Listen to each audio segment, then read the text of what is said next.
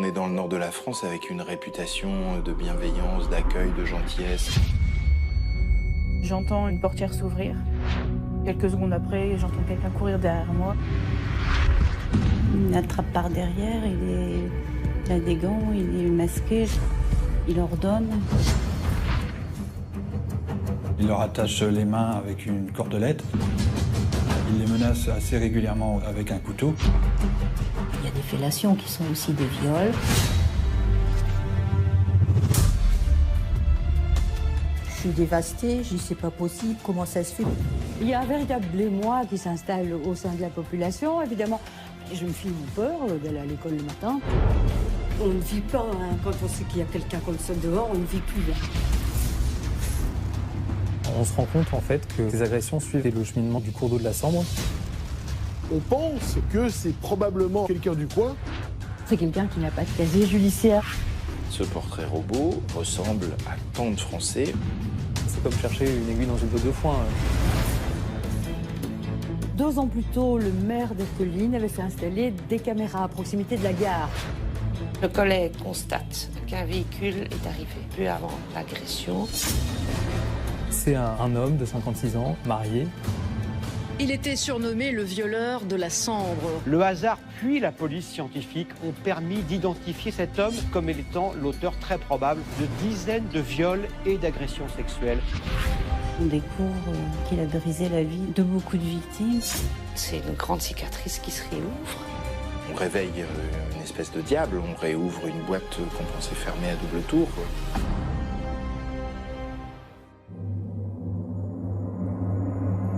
Erqueline, en Belgique, juste à côté de la frontière française. Au commissariat, les policiers sont sur le pied de guerre. Ils s'apprêtent à interpeller celui qu'ils pensent être un dangereux criminel après l'avoir repéré sur les caméras de surveillance du village. L'homme est pris en filature alors qu'il sort de chez lui, au petit matin. Le véhicule est immobilisé au bout de quelques kilomètres.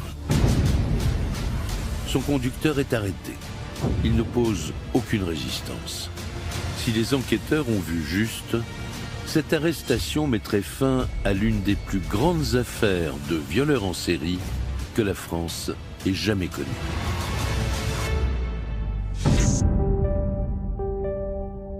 Nous sommes en octobre 2002 à Bachan, tout près de Maubeuge. Une région ouvrière située près de la frontière belge, chez les Ch'tis.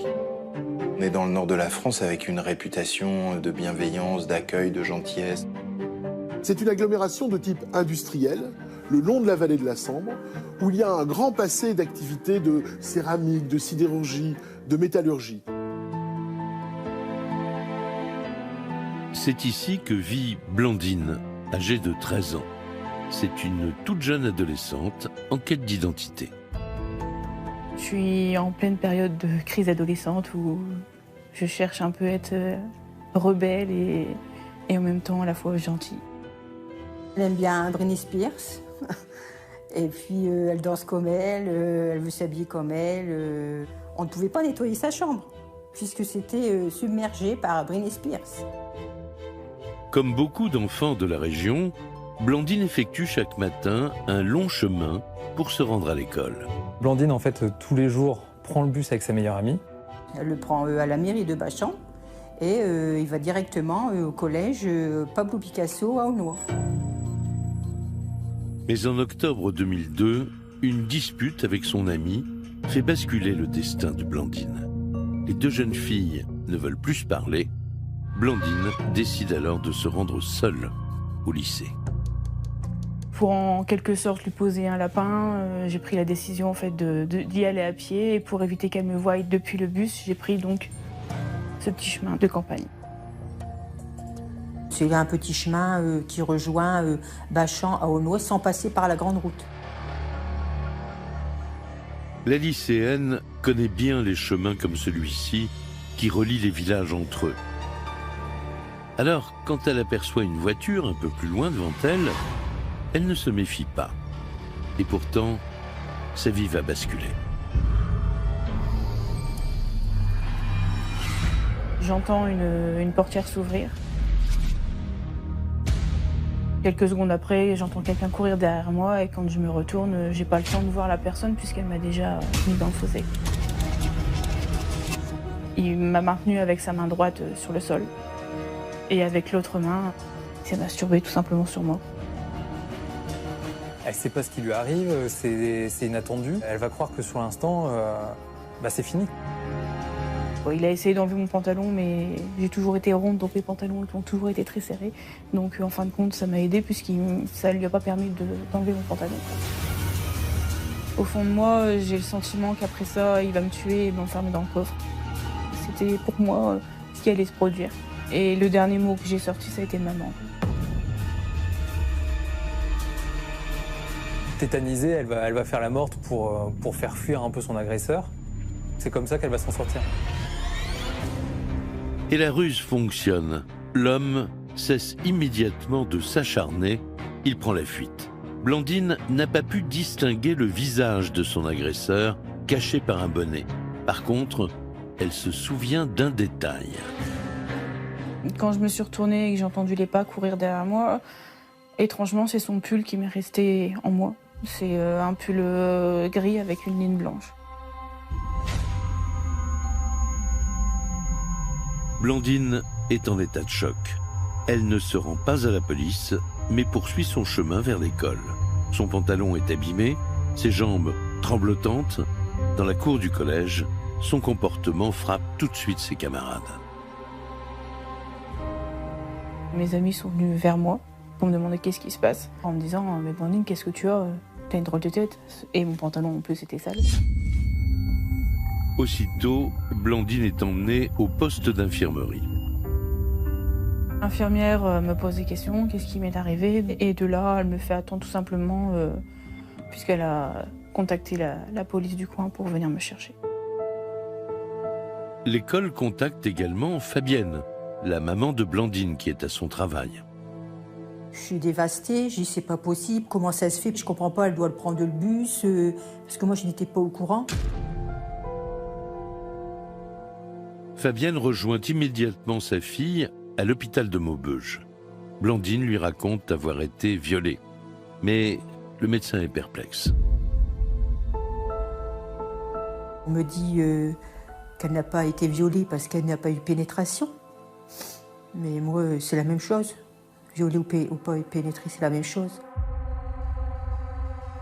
À 13 ans, Blandine ne fait pas la différence entre un viol et une agression sexuelle. Mais elle veut porter plainte. Alors, elle se rend avec sa maman au commissariat de son village. Le dépôt de plainte n'est jamais facile, surtout quand il s'agit d'une agression sexuelle. C'est déjà très difficile à dévoiler. Les policiers ouvrent immédiatement une enquête et veulent identifier au plus vite l'agresseur avant qu'il ne commette d'autres méfaits. Face à Blandine, ils sortent les portraits d'individus condamnés pour des faits similaires. Il nous a fait montrer certains visages. Et surtout, ce policier nous avait bien dit à Blandine, fais attention à vos visages.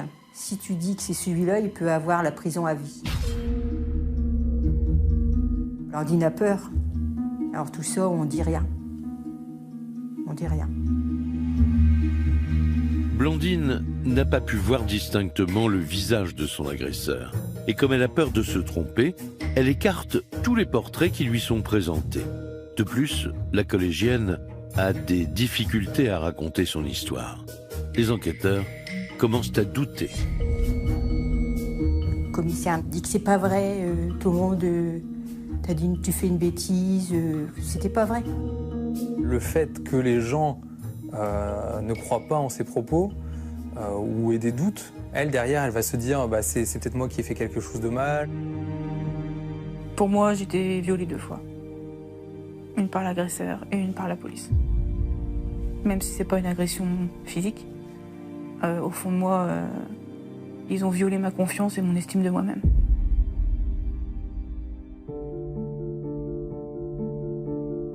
J'ai dormi avec elle pendant 1 semaine, je lui ai donné des calmants parce qu'elle avait peur du noir, Blandine. Tout doucement, bon, ça s'est estompé, mais c'était dur pour elle. Les policiers continuent leur enquête sans conviction. Ils pensent que cette affaire ne débouchera sur rien. Et pourtant, ils ne sont pas au bout de leur surprise.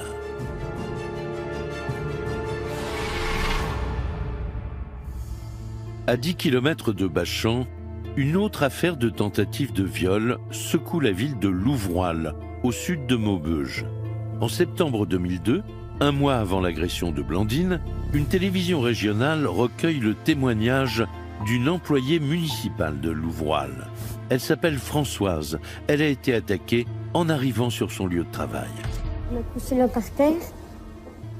Il m'a dit « allonge-toi ». Alors, comme je me débattais, il s'est couché sur moi. Après, donc, il m'a remis debout. Il m'a dit tu vas te mettre à genoux, tu vas me faire une fellation. C'est le début d'une folle série noire. En quelques semaines, d'autres victimes affluent au commissariat de Louvroil. C'est le cas de Denise, attaquée tôt le matin par un inconnu. Mais il a dû être dérangé parce qu'il m'a claqué par terre et puis il s'est enfui. La psychose s'empare de la ville. Annick Matigello, la maire, prend les choses en main. L'élu renforce la surveillance policière, mais elle regrette le silence des autorités judiciaires qui ne veulent pas avertir la population. Prête à tout, elle prévient les journalistes. J'ai décidé de rompre la loi du silence parce que dans ce cas-là, il y a deux solutions, où on se tait et on est complice, où on parle et on met le branle-bas de combat avec les médias, avec la police, avec le judiciaire. Et c'est ce que j'essaye de faire aujourd'hui. C'est une femme, donc elle a une sensibilité différente et elle n'a pas peur justement de prendre le contre-pied de tout le monde. Malgré les appels de Madame le maire, les policiers travaillant sur le dossier de Blandine à Bachan ne font pas le lien avec les agressions de Louvroil. Dans les villages, on pense que c'est probablement un fait commis par quelqu'un du coin, comme ça se produit souvent, et donc on n'élargit pas la recherche à toute la région ou à toute l'agglomération. Les agressions de Louvroil sont confiées à un autre service, celui de la police judiciaire de Lille. D'autant que les enquêteurs, eux aussi, travaillent déjà sur des viols mystérieux qui touchent la région de Maubeuge depuis 1996. Les policiers cherchent notamment l'agresseur de Clara Bernard. En 1997, cette jeune maman de 26 ans profite de son congé de maternité à la maison. Quelques minutes après le départ de son mari, elle est attaquée par un inconnu qui s'est introduit par le garage. Il l'attrape par derrière, il a des gants, il est masqué, j'ai jamais vu son visage et il ordonne, il est sous la menace. Il fait ci, il fait ça, il me dit de m'allonger, d'aller à un endroit et j'obéis. Clara Bernard décrit un homme portant une cagoule et des gants. Ces deux détails figurent déjà dans d'autres dépositions de femmes agressées près de Maubeuge. En tout, les policiers recensent ainsi non pas 2 ou 3 cas, mais 9 affaires. Elles ont été victimes soit de tentatives de viol, soit de viol. Alors, il y a des fellations qui sont aussi des viols. Il y a des adolescentes et il y a des femmes qui ont plus d'une 50aine d'années. Les enquêteurs se demandent s'ils ont affaire à des viols sans lien ou au contraire à un violeur en série.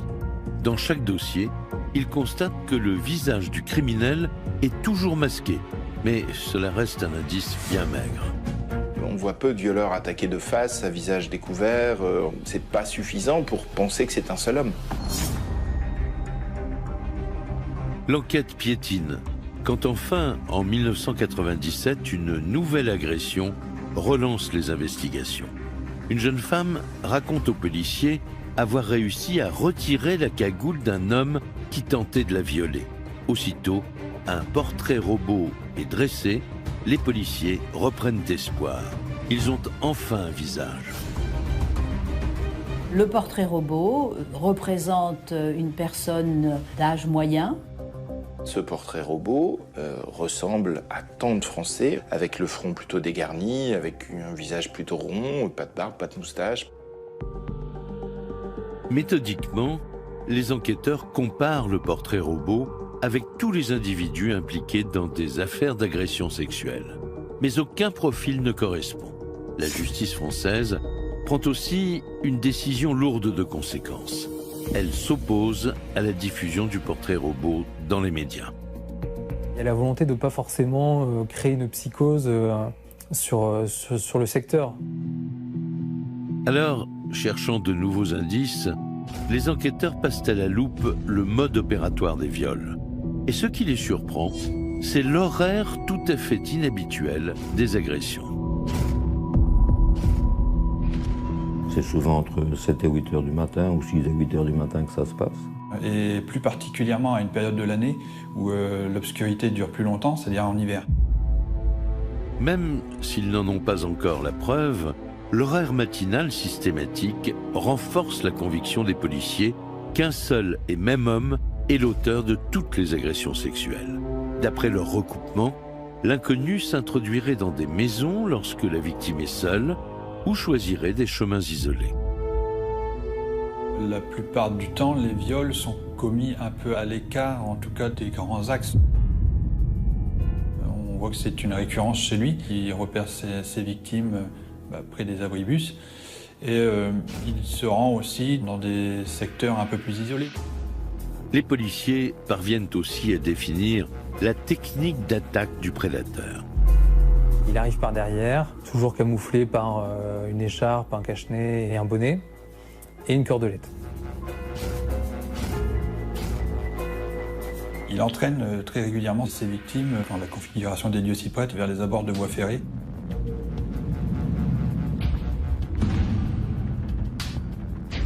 Il leur attache les mains avec une cordelette. Il les menace assez régulièrement aussi avec un couteau. Tout ça pour les conditionner et faire en sorte qu'elles se tiennent tranquilles. L'horaire matinal, les lieux isolés, la cordelette, les enquêteurs disposent désormais de détails précis sur le mode opératoire. Et ça n'est pas tout. En réétudiant les dossiers, ils tombent sur un autre élément caractéristique de l'agresseur, son odeur. Une odeur que certaines qualifieront de pourriture, se dégager de l'agresseur. C'est pas une odeur corporelle, par exemple de saleté, de sueur, de moisissure, mais ce serait, selon certaines, une odeur d'œuf pourri, et selon d'autres, une odeur de produits industriels. Les enquêteurs tiennent une piste. Peut-être l'agresseur porte-t-il une combinaison utilisée dans une usine. Il y en a beaucoup dans la région de Maubeuge. Mais malgré tous ces éléments rassemblés par la PJ, les investigations patinent. Il faudra attendre les progrès de la police scientifique pour relancer la traque du supposé prédateur sexuel. Nous sommes désormais en l'an 2000. 4 ans se sont écoulés depuis l'ouverture de l'enquête sur les viols par la PJ de Lille. À l'époque, de nouvelles avancées scientifiques permettent de résoudre des affaires grâce à l'analyse des empreintes génétiques. Alors la police française décide de réexaminer toutes les traces ADN récoltées lors des viols. Et elles ont été collectées au fil du temps, mais le problème c'est qu'on ne sait pas à qui elles appartiennent, ces traces ADN. Pour le découvrir, les enquêteurs transmettent les données au laboratoire scientifique de la police. Et là, l'enquête fait un bond en avant. Ils se rendent compte que les traces ADN sont toutes les mêmes, elles appartiennent à la même personne. L'intuition de la police judiciaire était donc la bonne. Mais encore faut-il mettre un nom sur ce violeur en série. Alors ils confrontent son ADN avec les données du fichier national des empreintes génétiques. En vain. C'est là le problème, c'est que l'ADN ne correspond à personne. C'est quelqu'un qui n'a pas de casier judiciaire, puisque l'ADN que l'on a retrouvé sur le lieu des viols, il ne correspond à rien de ce qu'on a dans les banques de données. L'homme recherché n'a donc jamais eu affaire à la justice. Malgré tous leurs efforts, les enquêteurs sont dans l'incapacité de le retrouver. Ça peut être quelqu'un de l'habitation d'à côté, ça peut être quelqu'un du village. Peut-être que c'est un père de famille qui a une vie tout à fait rangée et qui part au travail le matin. Les policiers savent maintenant qu'ils ont affaire à un violeur en série. Mais sans éléments supplémentaires pour le coincer, ils craignent qu'il ne repasse à l'action à tout moment. Une crainte, hélas, justifiée.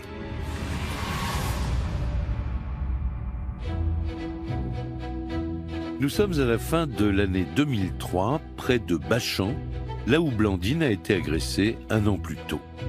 Charlotte, une adolescente, a rendez-vous avec des amis dans un village voisin. Elle décide de s'y rendre à pied. On est dans un petit chemin de campagne, on est sur une petite voie qui dessert des villages où il y a effectivement peu de passages. Charlotte veut retrouver ses copains au plus vite. Elle n'a pas conscience des risques qu'elle prend en empruntant seule ce sentier. Car un prédateur rôde ce jour-là dans les environs et il passe à l'action. Il va tout de suite réagir et résister pour que cette agression sexuelle n'aille pas plus loin et qu'elle ne se transforme pas en viol. Charlotte ne cesse de hurler. Elle donne des coups à son agresseur. Elle parvient à le faire fuir.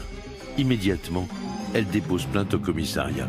Cette tentative de viol rappelle aux policiers du village l'agression de Blandine. Le mode opératoire est semblable. Ils tentent dès lors de rapprocher les deux dossiers. Mais ils n'ont pas assez d'éléments pour conclure qu'il s'agit d'un même agresseur. En 2004, Blandine est de nouveau convoquée par les policiers, mais pour elle, c'est la douche froide. J'ai été rappelée pour pouvoir faire une conclusion en fin de compte de l'enquête et quelles sont mes séquelles psychologiques et pour en conclure en fin de compte qu'ils n'ont rien trouvé.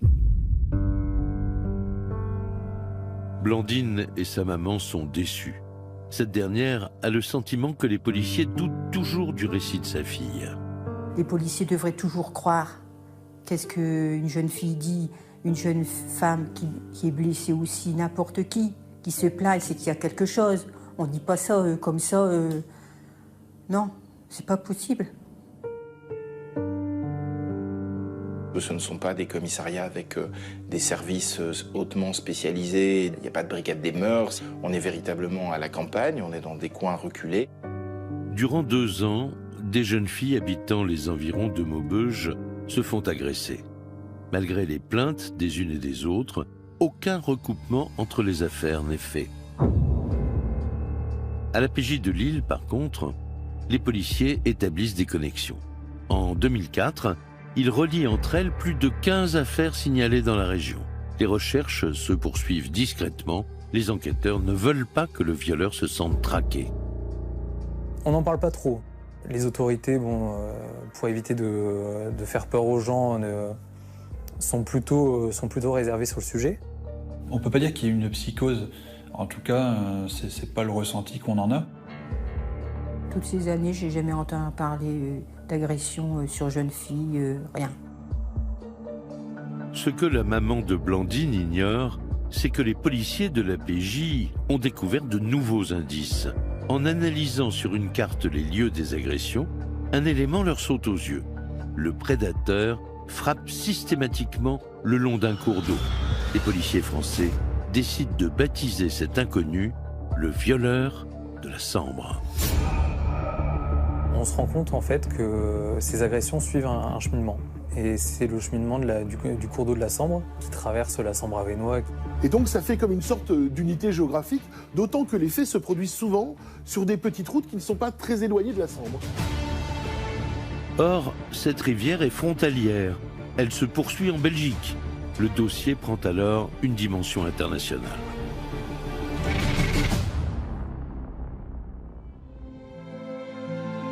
Erqueline, en Belgique, ce village frontalier de 9000 habitants est apprécié pour ses bars animés. Beaucoup de Français du coin viennent s'y détendre sans même se rendre compte qu'ils ont changé de pays. C'est la continuation en termes de vallée de la Sambre d'une part, donc il y a quasiment un continuum urbain depuis le nord de la France à travers la frontière jusqu'à Erqueline. On ne voit même pas les frontières, elles ne sont matérialisées par rien. Au début des années 2000, rien n'a signalé dans cette commune belge. Jusqu'à ce jour de décembre 2004, où une adolescente est agressée et violée sur le chemin de l'école. C'est le début d'une série noire qui frappe le village. Les victimes sont fort jeunes dans la plupart des cas. Elles ont entre 15 et 16 ans. Il y a un véritable émoi qui s'installe au sein de la population. Évidemment, les jeunes filles ont peur d'aller à l'école le matin, d'aller prendre leur bus. À la télévision belge, une adolescente victime d'un viol témoigne de son calvaire. Cette personne m'a agrippé et m'a attiré dans une petite cabane qui était juste là sur le bord de la route. Il avait un couteau, et donc, parce qu'au début, dans le passage, j'essayais de me débattre, etc. Et donc il l'a placé sous ma gorge pour pas que je puisse bouger. En interrogeant les victimes, les policiers belges remarquent un détail qui revient régulièrement dans leurs témoignages. C'est l'odeur de l'agresseur. Les victimes parlent d'une odeur de graisse, de cambouis. C'est quelque chose qui les marque pendant leur agression. Cette même odeur, c'est un indice important pour les enquêteurs belges. Cela renforce l'hypothèse qu'ils auraient affaire à un violeur en série.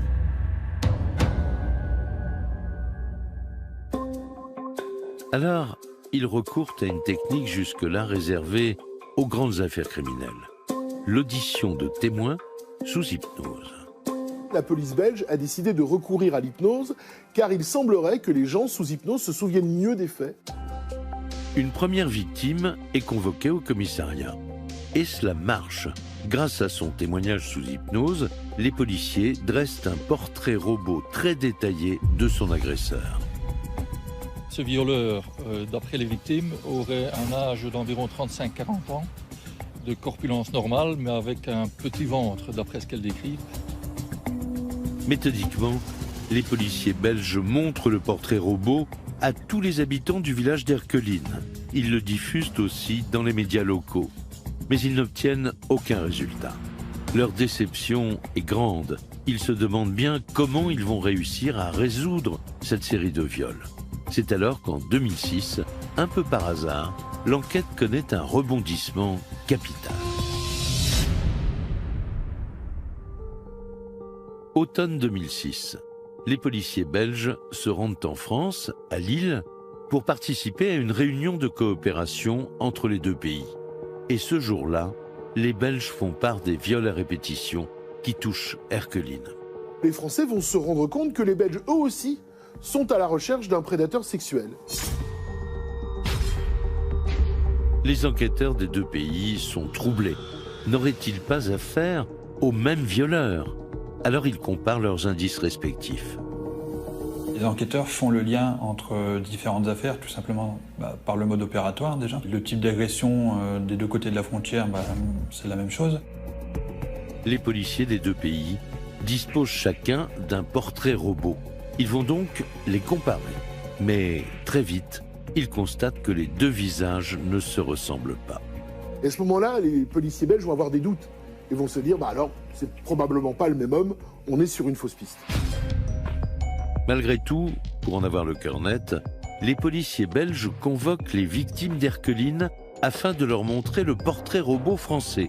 Et là, les lycéennes ont une réaction surprenante. Les policiers d'Erqueline vont montrer ce portrait robot aux victimes belges qui vont formellement reconnaître leur agresseur. Il se trouve que le portrait robot français est jugé, en tout cas plus proche de la réalité que le portrait belge. En fait, les victimes françaises et belges auraient donc eu affaire au même homme. Pour en être certains, les Belges transmettent aux Français les traces ADN qu'ils ont recueillies. Et les analyses le confirment formellement, les empreintes génétiques sont identiques. Les deux pays recherchent bien le même violeur. Immédiatement, les policiers belges lancent un nouvel appel à témoins. Un violeur en série sévit dans la région d'Erqueline-Maubeuge. À ce jour, la police lui attribue 25 agressions sexuelles au moins, toutes commises avec un maximum de précautions et sans témoin. Ce portrait robot a été établi en 1997 et a été confirmé par d'autres victimes.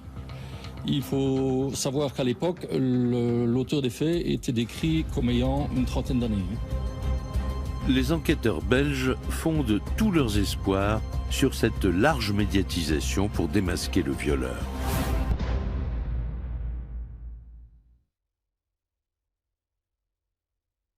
Mais l'appel à témoins ne donne rien. Des deux côtés de la frontière, le mystère reste entier. Alors les policiers belges tentent le tout. Pour découvrir le secteur où vit le prédateur, ils recourent à un géoprofiler. C'est quelqu'un qui fait une enquête à partir de la géographie des faits. Et donc en étudiant les lieux où se sont commis les faits, il arrive à en déduire un périmètre où pourrait habiter l'auteur. Sur sa carte, l'expert examine autant les lieux des viols que les communes épargnées par le prédateur. Il détermine ainsi une zone d'action supposée de l'agresseur. Il y a toujours un espace tampon très proche où il ne commettra rien parce qu'il y a un risque très important d'être reconnu. Mais a contrario, il y a aussi la loi de moindre effort qui dit que s'il y a une victime à 10 km, il ne va pas en franchir 100. Donc on a une couronne autour du point d'ancrage. D'après le géoprofiler, le violeur habite à moins de 10 km de la frontière. Mais il faut maintenant déterminer le pays où il vit. Alors l'expert se livre à de nouveaux calculs en fonction des agressions. Et selon lui, le prédateur vit en France, plus précisément à côté de Maubeuge. Pour notre analyse, les probabilités maximum se rencontrent au sud-ouest de Haumont. Il pense à un petit village, il table un peu sur les environs de Pont-sur-Sambre, Vieux-Ménil, voilà, tout ce secteur-là. Haumont, Pont-sur-Sambre, Vieux-Ménil, ce serait donc dans l'un de ces petits villages que vivrait incognito le prédateur. On espère à ce moment-là qu'effectivement, ça soit la bonne piste, qu'on arrive à mettre un nom sur ce violeur. Les enquêteurs évaluent à 18 000 le nombre d'habitants installés dans le secteur où vivrait le violeur. C'est-à-dire que c'est comme chercher une aiguille dans une botte de foin. Bon, un homme dans un village, ça manque d'éléments un peu plus probants. Les policiers français et belges n'ont pas les moyens d'enquêter sur tous les hommes du secteur. Ils conservent toutefois ces précieuses informations pour les rattacher à d'éventuels nouveaux indices. Mais pour l'heure, l'enquête est au point mort.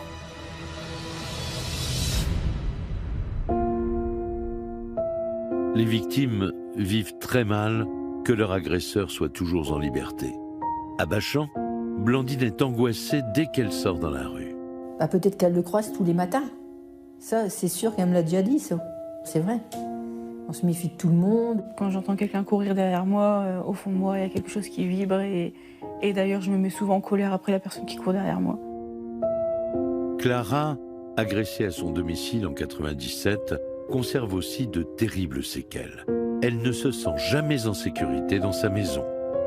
On a fait tous les travaux, on a muré la porte de garage, on a mis une alarme, on a pris un berger allemand. Les victimes se demandent si leur agresseur sera un jour arrêté. En 2010, les policiers constatent que le prédateur ne fait plus parler de lui. Plus aucune agression n'est signalée. Même silence les années suivantes. Le temps passe et les enquêteurs voient mal comment ils pourraient un jour démasquer le violeur de la Sambre, à moins d'un ultime rebondissement. Erqueline, en 2018. Voilà plus de 7 ans que les agressions matinales ont pris fin, jusqu'à ce jour de février. Il est 7 heures, Jennifer, une lycéenne de 16 ans, part à l'école sans se douter qu'elle est observée. La jeune fille qui habite en France est scolarisée en Belgique, donc elle vient pour prendre son bus à Erqueline. Elle se rend compte qu'elle est en retard. Elle prend un raccourci par les voies de chemin de fer. La jeune fille a les écouteurs sous les oreilles, donc elle n'entend pas arriver.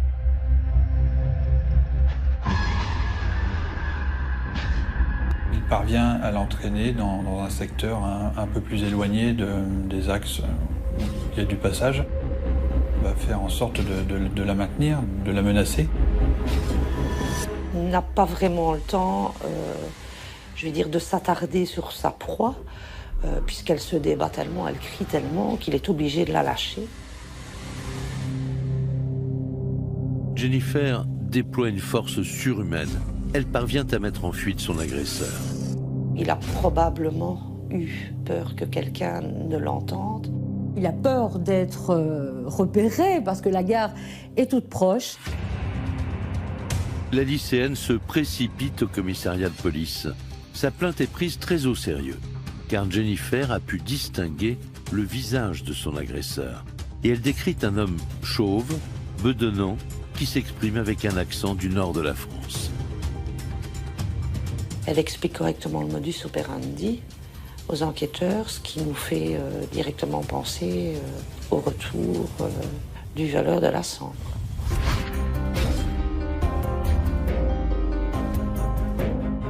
Dans les locaux de la police belge, c'est l'effervescence. L'enquête sur le violeur en série est relancée. Et cette fois, enfin, les policiers ont de la chance. L'agression s'est déroulée en face de la gare d'Erqueline, un quartier sous vidéosurveillance. 2 ans plus tôt, le maire d'Erqueline avait fait installer des caméras à proximité de la gare d'Erqueline. Parce que finalement, c'est le quartier chaud de cette petite ville. Quelques frontaliers qui vont en Belgique faire un peu la fête, qui vont profiter. Et c'est surtout pour empêcher ces nuisances et repérer les auteurs de ces nuisances que les caméras sont là. La clé de l'énigme se trouve peut-être sur les bandes vidéo de ces caméras. Les enquêteurs examinent méthodiquement les images, mais ils découvrent que le raccourci emprunté par la victime n'est pas couvert par le champ des caméras. Elles filment rien. De l'agression, elles ne vont rien filmer. Les policiers belges ne s'avouent pourtant pas vaincus. Ils décident d'analyser de plus près les images dans l'espoir de trouver un indice. Alors, ils observent les véhicules présents sur le parking de la gare. Un collègue du service intervention s'est attelé à regarder les caméras. Il a essayé d'observer, suivant les heures de l'agression, les véhicules qui sont venus se stationner dans les environs de la gare un petit peu avant l'agression et qui sont repartis un petit peu après. Il a essayé, sans vraiment y croire. Très rapidement, on s'aperçoit que aussi bien les voitures qui ont des plaques françaises et belges, pour la plupart, elles ont l'habitude d'être là. Enfin, c'est des gens qui viennent là se garer pour prendre le train, le bus le matin. Le commissariat d'Erqueline passe au crible tous les véhicules garés habituellement près de la gare. Et leurs efforts sont payants. Ils sont interpellés par les déplacements étranges d'une voiture. Il s'agit d'une petite berline immatriculée en France. C'est une nouvelle étape importante dans leur enquête. Le collègue qui regarde les caméras de surveillance constate qu'un véhicule est arrivé peu avant l'agression et est reparti peu après l'agression. On n'a pas toute la plaque d'immatriculation du véhicule, mais on en a une partie et on voit de quel type de véhicule il s'agit. C'est une Peugeot qui est cabossée sur l'avant droit. La piste est mince, mais ils n'ont que celle-là. Alors à tout hasard, ils demandent à la police française d'identifier le propriétaire en leur précisant qu'il est soupçonné d'être impliqué dans une agression sexuelle. Grâce aux détails communiqués par les Belges, les policiers français identifient rapidement le propriétaire du véhicule. Et c'est un homme de 56 ans, sans aucun antécédent judiciaire, marié. Cet homme sans histoire habite dans les environs de Maubeuge. Il s'appelle Dino Scala.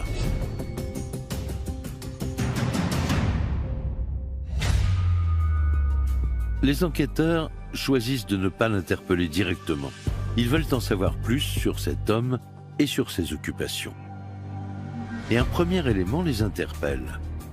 Ils découvrent que Dino Scala est ouvrier dans une usine où il manipule des produits dégageant une forte odeur. Dino Scala travaille dans la maintenance industrielle, c'est-à-dire qu'il intervient au sein d'entreprises, notamment locales, pour l'entretien des machines. La particularité de cette entreprise, c'est qu'elle est située pile à la frontière entre la France et la Belgique, entre Jeumont et la commune belge d'Erqueline. Ce qui éveille également la curiosité de la PJ, c'est le village où habite Dino Scala, Pont-sur-Sambre. Comme son nom l'indique, cette commune est située sur la Sambre, cette rivière le long de laquelle sont commis les viols. Alors, les enquêteurs reprennent le rapport du géoprofiler. Et là, ils découvrent que Pont-sur-Sambre est situé dans le secteur où, d'après le spécialiste, le violeur pourrait habiter. Pont-sur-Sambre et Aumont sont deux communes qui se touchent. Je peux mesurer sur la carte que ça fait de l'ordre de quelques kilomètres. Autre élément troublant, la ressemblance de Dino Scala avec le portrait robot. Quand on regarde, on se dit bah oui, oui ça correspond. Dino Scala pourrait-il être le violeur de la Sambre? Pour les policiers, il y a la ressemblance, le lieu d'habitation le long de la Sambre et son travail en usine. Beaucoup d'éléments qui en font un suspect crédible. Le problème, c'est qu'en fouillant dans sa vie, il découvre un homme a priori sans histoire. Alors, qui est-il vraiment? Dino Scala, c'est un peu un père tranquille. Il s'est marié une première fois en 1987, il a eu 2 enfants, un garçon et une fille, puis il a divorcé et s'est remarié 10 ans plus tard. Et là, il a eu 3 autres enfants. C'est un homme affable, sympathique avec ses voisins. C'est un compagnon qui, a priori, rendait heureuse celle avec laquelle il vivait. Et on apprécie sa personnalité. C'est vraiment quelqu'un qui fait l'unanimité autour de sa personne. D'après l'enquête de voisinage effectuée dans son village, les policiers sont face à un homme respecté. Il est bénévole au sein de nombreuses associations sportives. Il a entraîné plusieurs clubs locaux, notamment le club de Pont-sur-Sambre, pendant des années. Et là aussi, il fait l'unanimité, c'est quelqu'un apprécié de tous. L'homme ne laisse rien paraître d'anormal. Dès lors, les enquêteurs se demandent s'ils ne font pas fausse route. Donc les policiers ne vont pas aller l'arrêter tout de suite, ils ont peur de se tromper. Mais ils poursuivent leur surveillance quelques jours supplémentaires. Il vit sa vie de famille, il va notamment à un match de foot, il parle avec tout le monde. Et lui, il vit vraiment comme si ne s'était rien passé, comme s'il n'y avait rien de particulier. Pour tenter d'en apprendre davantage sur leurs suspects, les enquêteurs concentrent leur surveillance tôt le matin, aux mêmes heures que les viols. Nous sommes le lundi 20 février 2018. Installés dans leur véhicule, les policiers observent attentivement la maison du suspect. Il est 6h55. Dino Scala part à son travail. Comme tous les matins, il va sortir de chez lui et il va monter dans sa voiture. Immédiatement, les enquêteurs relèvent un détail troublant. Sa tenue vestimentaire. Elle correspond étrangement à la description faite par les victimes. Il porte un bonnet sur la tête, il a le cache-nez qui a souvent été décrit par les victimes, il a un blouson noir. Ce nouvel élément fait basculer l'enquête. Les policiers ne veulent prendre aucun risque. Ils prennent Dino Scala en filature et profitent d'un ralentissement à l'approche d'un rond-point pour intervenir. Les policiers se précipitent sur sa voiture, ils ouvrent les portes, se saisissent de lui, ils n'opposent aucune résistance. Les policiers fouillent la Peugeot 206 de leur suspect. Et là, surprise, ils découvrent ce qui ressemble à l'attirail du parfait violeur. Dans cette voiture, on va retrouver un couteau, des préservatifs et la cordelette.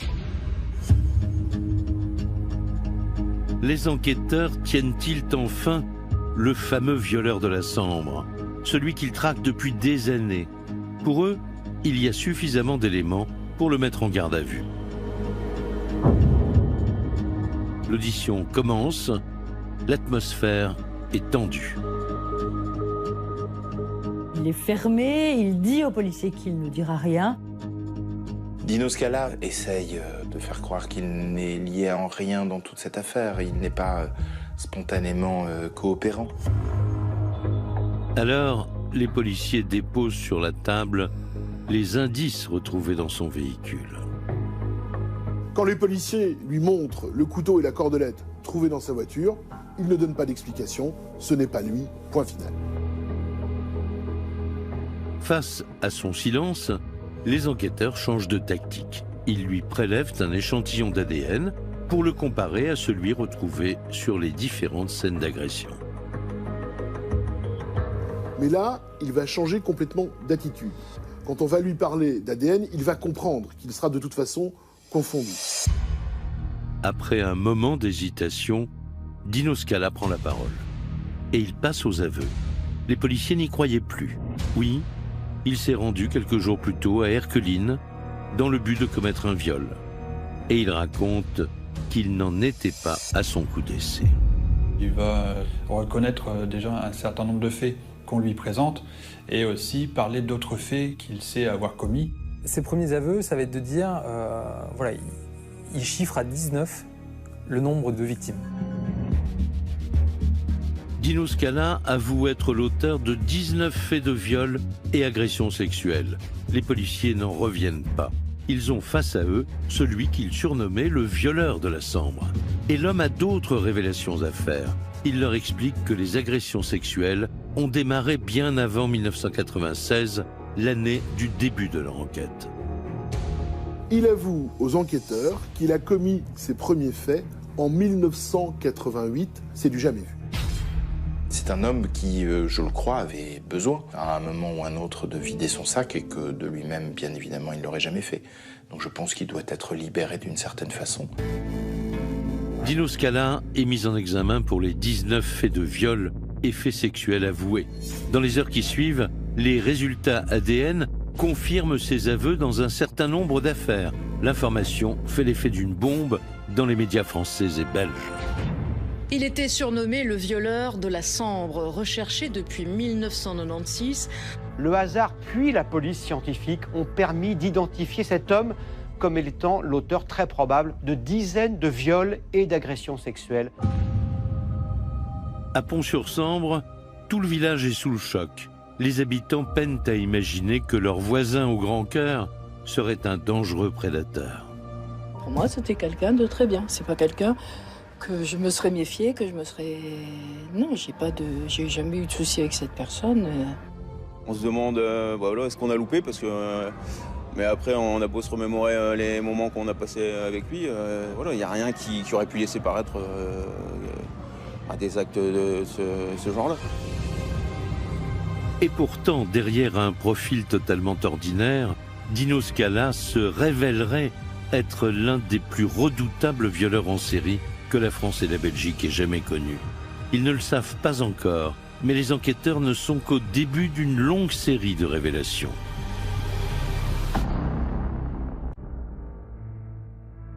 À Bachan, l'arrestation de Dino Scala réveille bien des mauvais souvenirs chez Blandine, car l'agression sexuelle dont elle a été victime en 2002 n'a toujours pas été résolue. Je découvre sur Facebook en fait ce qui vient de se passer par rapport à Dino Scala. Je me rends bien compte que ça a un rapport avec ce qui m'est arrivé. La façon dont il prépare ses agressions, qu'il faisait ça quand des adolescentes se dirigent vers le collège et bingo, ça tombe comme moi. Elle prend une vague de soulagement en disant « ça y est, donc c'est lui et c'est à ça qu'il ressemble ». C'est bien pour elle de pouvoir évacuer déjà tout ce qu'elle a gardé en elle depuis des années. Ça doit la soulager, ça c'est sûr. Le chemin est encore long pour Blandine. Son dossier pourra-t-il être rouvert au vu de ces dernières révélations? Encore va-t-il falloir prouver que Dino Scala est bien son agresseur. À Louvroil, c'est aussi le soulagement, en particulier pour Françoise, cette employée municipale agressée en 2002 et qui avait témoigné à visage caché. Après l'arrestation de Dino Scala, Françoise s'exprime à visage découvert. Elle retrouve Annick Matigello, la mère qui avait alerté les médias. Les deux femmes espèrent que l'homme arrêté est bien celui qui avait créé la psychose dans leur ville. Je le souhaite de tout cœur que ce soit lui. Comme ça, ouf pour tout le monde. Hein. C'est ce que je me dis. Parce qu'on ne vit pas, hein. Quand on sait qu'il y a quelqu'un comme ça dehors, on ne vit plus. Hein. Quand on a été agressé une fois, on a toujours peur. Vous ignoriez qu'il y avait d'autres faits avant? Ah oui, tout à fait. On vient de l'apprendre là, il y a 3-4 jours, que ça fait 30 ans que cet individu sévit dans la Sambre. En 2002, les enquêteurs de la PJ de Lille avaient bien établi un lien entre les agressions de Louvroil et leur enquête. Mais ils ont conscience qu'en 30 ans, d'autres dossiers de viol ont pu leur échapper. Les enquêteurs sont en train de chercher si dans les archives régionales il y a encore d'autres affaires à examiner ou pas, qui pourraient encore lui être rattachées ou pas. Il y a des risques que certaines victimes soient déçues. Certaines ne seront peut-être pas reconnues faute de preuves suffisantes.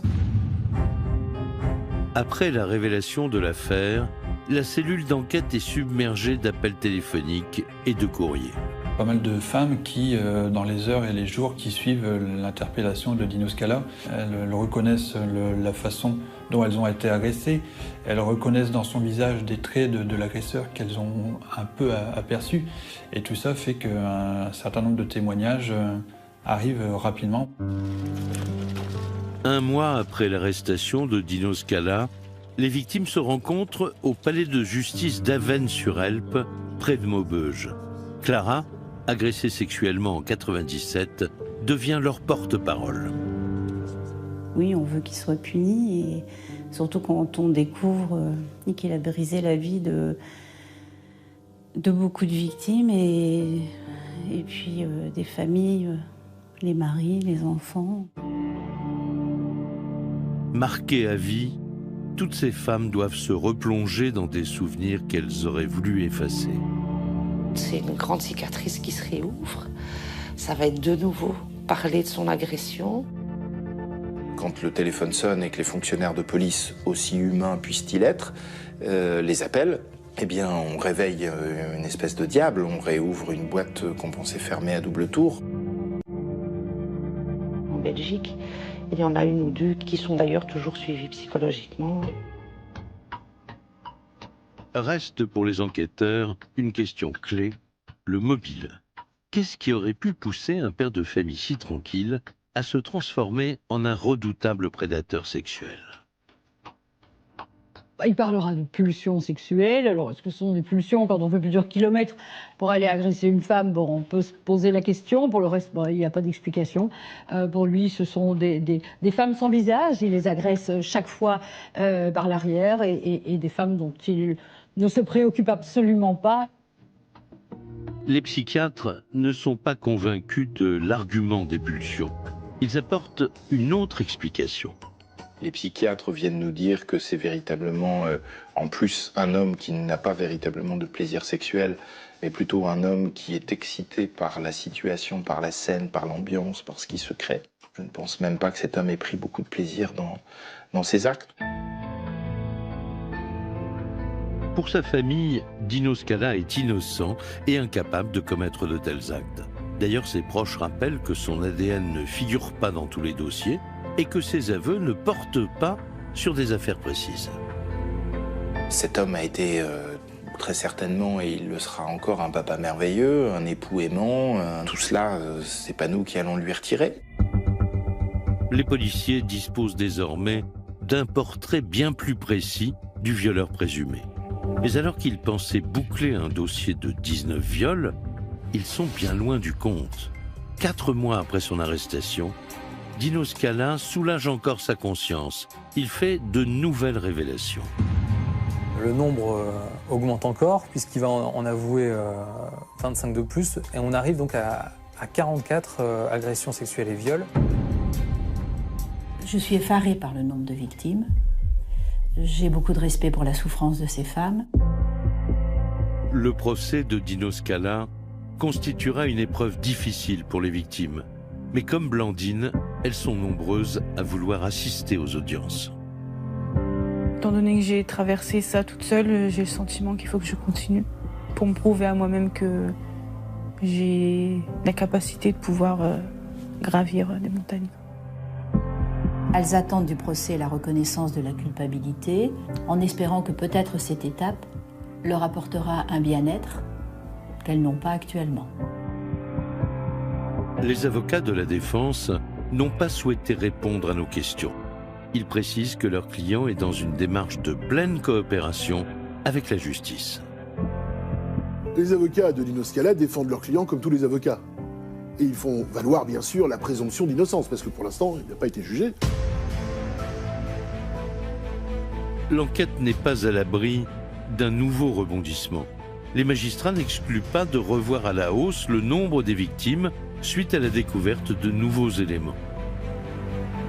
Dino Scala se rendait régulièrement en Espagne et évidemment, ça interpelle les enquêteurs.